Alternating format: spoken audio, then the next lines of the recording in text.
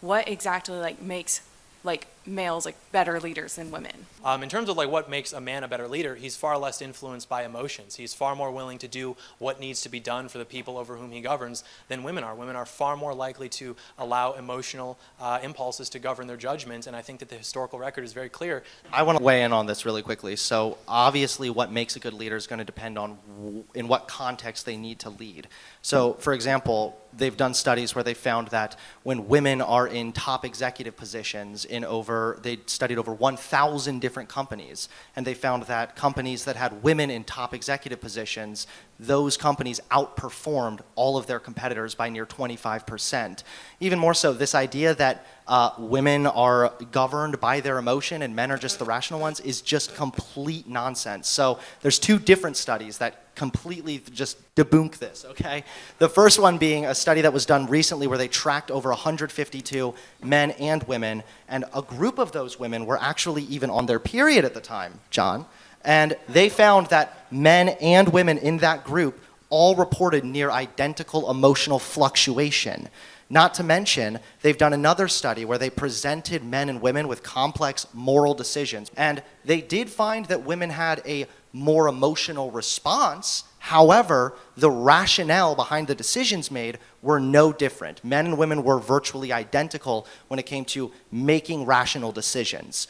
Emotion is not actually the antithesis to rationale. The study that he's referring to with the corporate executives thing, this is a very ad hoc sort of approach where you have these corporations, they don't want a media backlash, they want to look favorable to their donors and everything, so they appoint women to avoid lawsuits. I'm sure they do a great job, but in terms of leadership, who's going to get you across the river, not be across already, and be like, okay, my turn.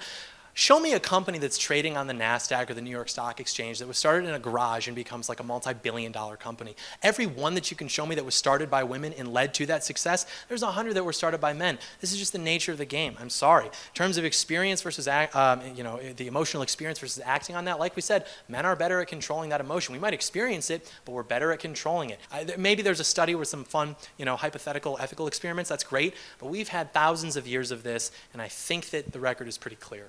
Well, the thousands of years that you keep referencing are ignoring all kinds of context there, first and foremost. Second of all, humans are flawed. Well, hold on, wait. I don't know why you're telling a bedtime story right now to the audience about this study. You're making something up because you're coping over the fact that this study clearly shows that when women are in top executive positions, the companies outperform their competitors by near 25%. This was a study done in 29 different countries with over 1,000 companies. So you can't just tell a story and try to explain it away.